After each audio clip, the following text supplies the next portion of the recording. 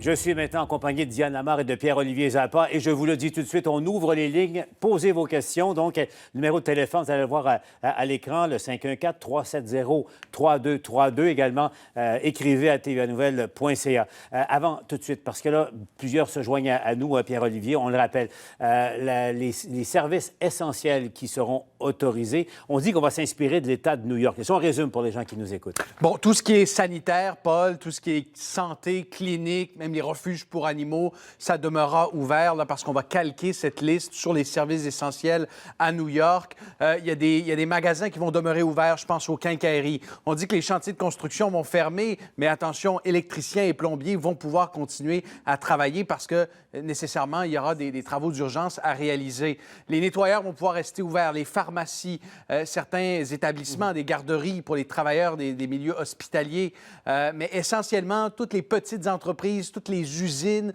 le secteur manufacturier sera complètement paralysé jusqu'au 13 avril. On pense aux alumineries, aux usines de Bombardier, au secteur de l'aérospatial, de la fabrication de pièces de voitures, de vêtements.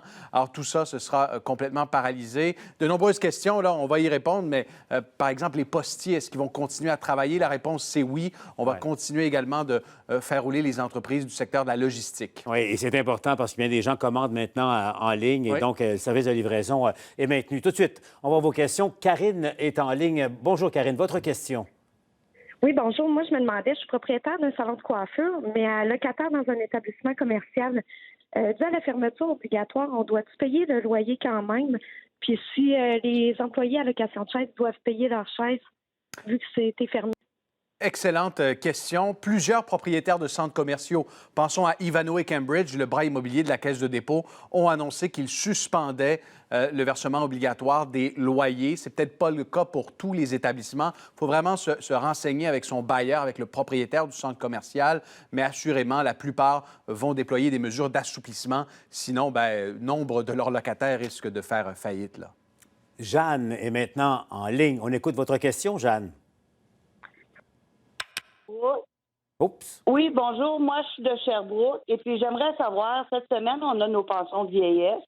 Et puis, je suis, comment on pourrait dire, moi, j'ai pas l'Internet, j'ai pas le cellulaire, j'ai pas rien. Fait qu'à quand on a nos pensions, on se ramasse à la caisse pour aller payer nos factures, toutes. Mais c'est une vraie fourmière. Qu'est-ce que je fais? Moi, je suis vraiment, là, en quarantaine, là. Et puis ça m'inquiète. Qu'est-ce que je fais, là, pour aller payer mes choses?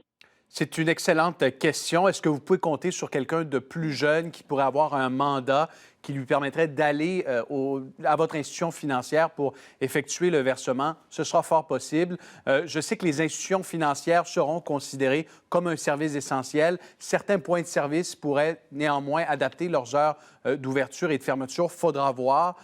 Mais assurément, les comptoirs, les caisses populaires, les points de service de la Banque nationale et des autres institutions vont demeurer ouverts. Alors, il faudra trouver une solution pour vous. Quelqu'un pourrait vous donner un coup de pouce avec un mandat et procéder au versement. Peut-être songer aussi éventuellement à le faire par voie numérique, là, selon le matériel que vous avez. N'hésitez pas à demander de l'aide. Beaucoup de questions d'ordre sanitaire ou de santé. Diane, il y a Alexandre Barriot qui te demande l'étude clinique qui a débuté là, ce matin à l'Institut de cardiologie de Montréal pour tester ce médicament en question, la colchicine. Est-ce que c'est prometteur selon toi? Oui, je pense que c'est une très bonne nouvelle et c'est une bonne piste. Ça serait par contre pour les cas légers. Donc, c'est vraiment dans le traitement des symptômes au début et effectivement sur le principe du mode d'action de la colchicine qui est vraiment de réduire de façon importante l'inflammation. Ça pourrait, on sait que c'est ça qui est l'enjeu important, là, qui cause le plus de dommages au niveau pulmonaire. Eh bien, ça pourrait certainement être une piste intéressante et on le garderait pour les cas légers. On garderait l'hydroxychloroquine, l'autre médicament dont on parlait la semaine dernière, plus pour les cas très sévères, très avancés. Et on le rappelle, l'étude clinique est commencée là, ici à Montréal. Et on retourne au téléphone. Et les gens vont pouvoir en profiter, les gens de Montréal, les gens du Québec, appelez à l'Institut de cardiologie, vont d'ailleurs, pouvoir parce en qu'on profiter rapidement. On cherche 6 000 personnes là, pour l'étude clinique. Lisette, votre question, Lisette. Oui, moi, avec toutes les nouvelles fermetures, je me demandais si les déménageurs pouvaient continuer leur travail. Tout indique que les déménageurs vont faire partie des services essentiels. Alors, je sais par contre que certaines entreprises ont décidé temporairement de suspendre leurs activités. Il faudra voir, mais à tout le moins, ils seront autorisés à continuer de travailler et à déplacer des objets, à déménager en prenant les principes de précaution qui s'imposent à l'heure actuelle. Mais pour ceux, je dirais, qui sont encore en transition, qui ne sont pas sûrs qu'ils veulent déménager, c'est peut-être pas le bon moment actuellement d'envisager un déménagement si vous n'êtes pas obligé de le faire. Caroline est en ligne maintenant. Votre question, Caroline? Oui, bonjour. Vous parlez beaucoup des employés qui travaillent dans les hôpitaux. Moi, je travaille pour le CLSC à domicile. On n'a pas de suivi, on n'est pas équipé. On s'en va chez des gens qui reçoivent leurs enfants à domicile, puis on n'a rien. On va chez des gens. Je veux dire, vous parlez des hôpitaux qui vont être équipés, mais nous autres, on reçoit rien. On n'a pas de jaquette, on n'a pas de masque, on n'a même pas de purelle. On est comme les scènes, nous autres. Même si gens, s'ils nous disaient, on vous jette dans la gueule du loup, allez-y et donnez des bains, ils nous coupent même pas nos services qui sont non essentiels. Est-ce que vous trouvez... Vous avez raison, il faut vraiment s'occuper de vous et prévoir des mesures pour vous accompagner. Il est certain que si vous rendez visite à quelqu'un qui est déjà confiné à la maison parce qu'il peut à peu près pas sortir, les risques de contamination sont faibles. Ils sont pas complètement nuls parce que, comme vous dites, ils peuvent avoir de la visite qui vient, mais les risques sont quand même faibles. Mais il reste que de plus en plus, on va aller avec une contamination communautaire et il faudra définitivement vous équiper parce que vous êtes vraiment en très grande proximité avec les gens dont vous prenez soin, puis on a besoin de ces services-là à domicile. Éric est maintenant en ligne. Votre question, Éric? Oui, bonjour. Je travaille dans une ville aux travaux publics. Est-ce qu'on est un service essentiel? Fort probablement, dépendamment de la tâche que vous effectuez au sein de la fonction publique de la ville en question. La plupart des municipalités ont fait des choix. Certains services sont appelés à poursuivre leur travail, d'autres peuvent faire du télétravail, certains ont carrément été suspendus. Donc, dépendamment de la tâche à laquelle vous êtes affecté au sein de cette municipalité, je pense par exemple, si vous travaillez dans une piscine municipale, que celle-ci est fermée, évidemment, vous ne serez pas appelé à travailler. Par contre, si vous faites du travail au service de la comptabilité, ce sera vraisemblablement considéré comme un service essentiel et vous devrez continuer, vous allez être appelé à continuer à travailler. Éric, parfois dans certaines villes comme Montréal, on redéploie là, les employés dans d'autres secteurs jugés vitaux. Maintenant, côté santé, Diane, pourquoi les enfants, c'est quand même une bonne question, Justine Landry demande, pourquoi les enfants sont-ils peu touchés par le coronavirus ou souffrent-ils très rarement de complications? On est encore au niveau des hypothèses, bien sûr, mais une des hypothèses, c'est que actuellement, ce qui cause les dommages les plus importants par la COVID-19, c'est ce qu'on appelle une tempête inflammatoire. C'est-à-dire qu'on a tous la capacité de réagir quand on a une blessure ou quand on a un problème au niveau d'une production d'inflammation. Puis c'est un mécanisme de défense habituellement. Mais dans certains cas, l'inflammation est démesurée, elle est incontrôlée et elle dépasse. Donc, on a un processus inflammatoire grave qui cause des dommages au lieu de protéger. Et il semble que les enfants aient dans leur système une capacité de contrôler cette tempête inflammatoire-là de façon supérieure aux aînés, aux gens plus âgés. Alors, on explique un peu leur protection potentielle à ce niveau-là. Il y a d'autres hypothèses qui disent que peut-être que, comme les gens âgés ont été exposés depuis longtemps au coronavirus, parce qu'on en a plusieurs, des coronavirus, quand on a des rhumes, on a certains rhumes qui sont des coronavirus, bien que le système immunitaire des aînés réagirait moins bien, ne verrait pas le danger de ce nouveau coronavirus, parce qu'ils diraient « j'en ai déjà rencontré d'autres », tandis que celui des enfants réagirait avec un petit peu plus de résistance, puisqu'ils sont à produire leurs anticorps qui vont leur servir toute leur vie ensuite. Mais attention, il faut rappeler, les enfants ne sont pas à l'abri non plus de graves complications. Là. Non, et ils sont des propagateurs. Donc, ils transportent l'infection même s'ils n'ont pas de symptômes et ils ne sont pas complètement à l'abri. Il y a quelques cas de rapportés, mais vraiment beaucoup, beaucoup moins. Les enfants, les adolescents sont vraiment beaucoup moins touchés. Sylvain est en ligne. Bonjour Sylvain, votre question.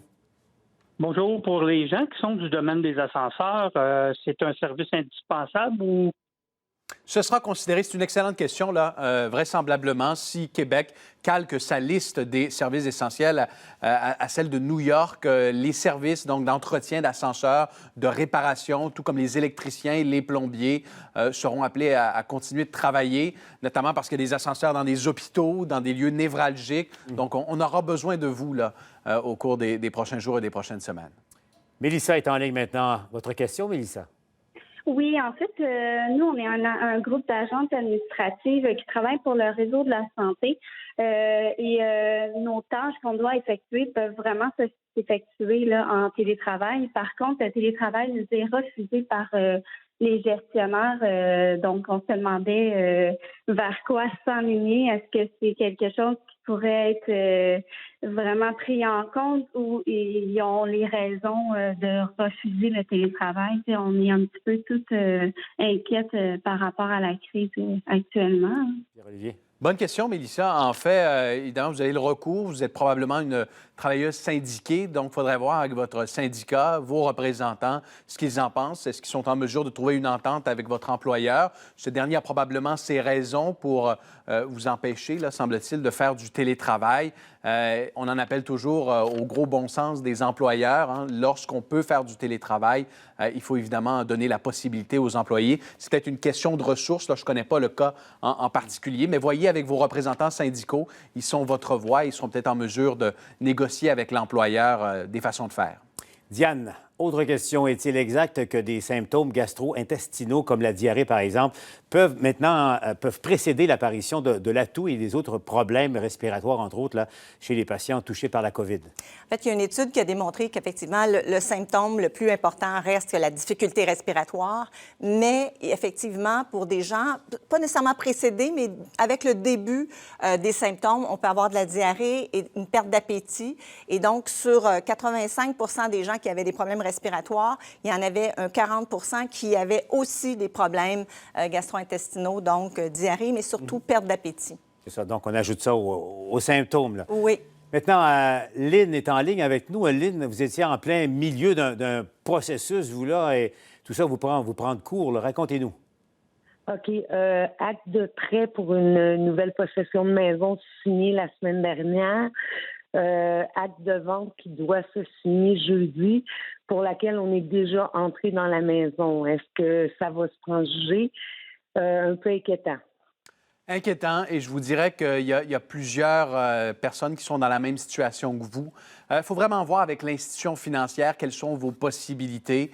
Les banques vont faire preuve d'une flexibilité assez incroyable, à tout le moins, c'est ce qu'elles promettent. Et je constate là, avec plusieurs témoignages que de nombreux propriétaires ont pu retarder leur paiement hypothécaire, allonger le paiement de certains produits de crédit. Voyez avec la banque là, ce qui est possible de faire.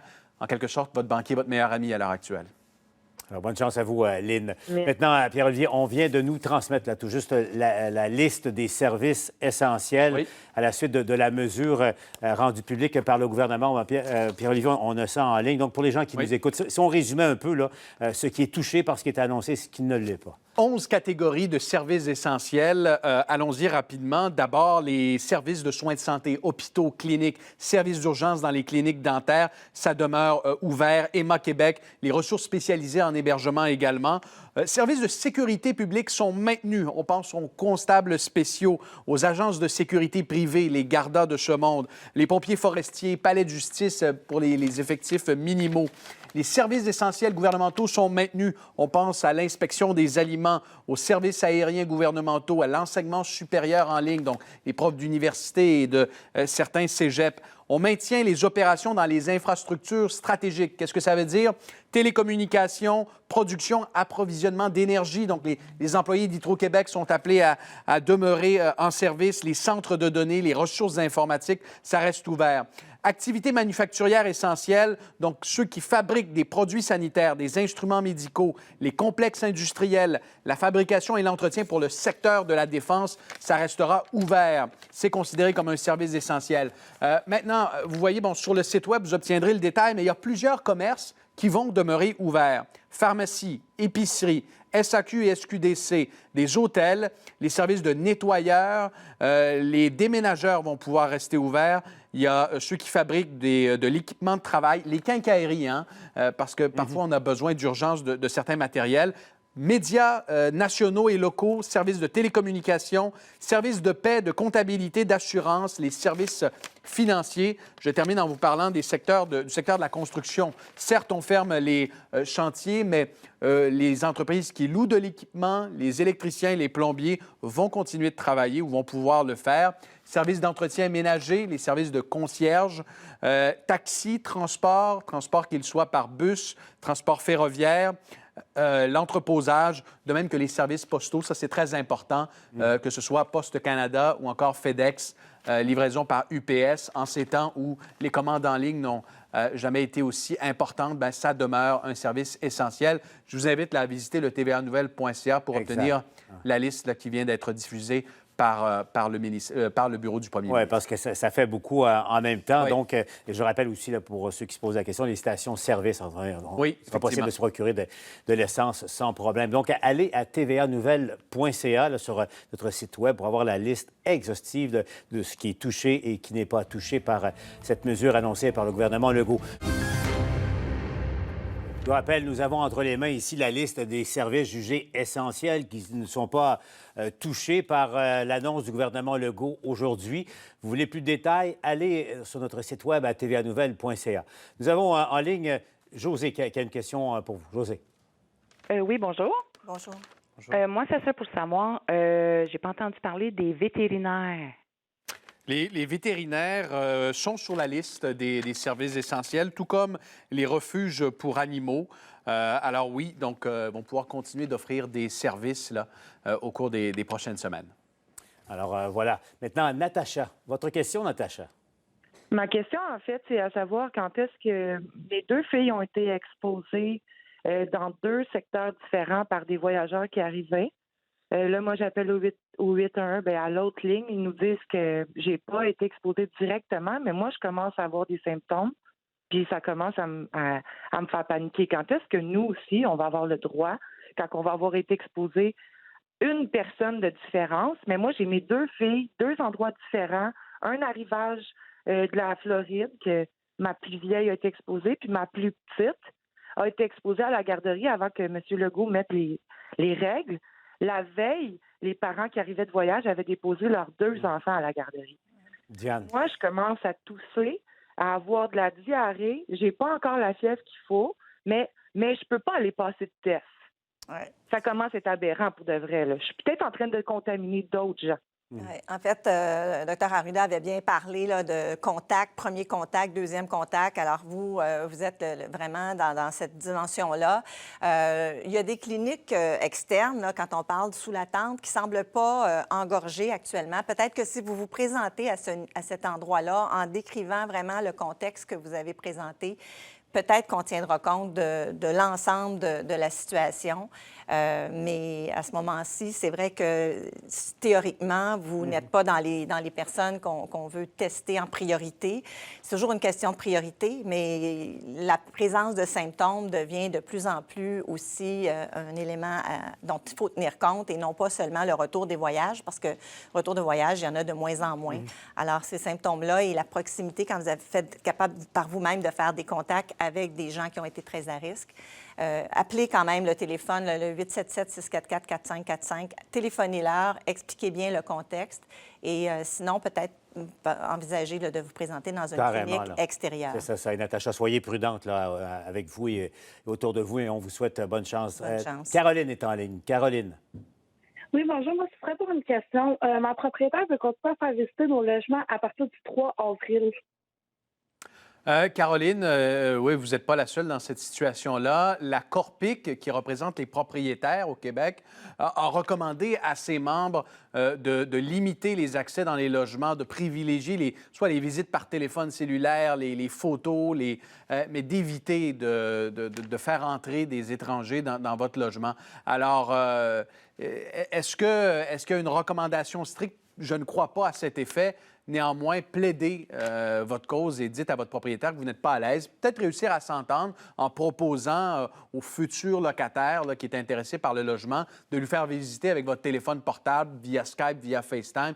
Il y a des alternatives numériques, heureusement, en 2020 qui nous permettent de s'adapter. Là. Donc, faites pression sur votre propriétaire et si ce propriétaire-là nous écoute à l'heure actuelle, usons de notre gros bon sens. Le gros bon sens, c'est pas une option en ce moment, Diane, ça devient presque une obligation. Là. Une obligation. Il faut avoir une certaine logique, une certaine indulgence et une compréhension mutuelle. Je pense que le bien commun n'a jamais pris autant de sens que ça et il faut vraiment toujours reposer la question en disant si tout le monde faisait comme moi, est-ce que ce serait approprié? Et quand c'est non, bien, il faut apporter les correctifs et faire preuve de souplesse.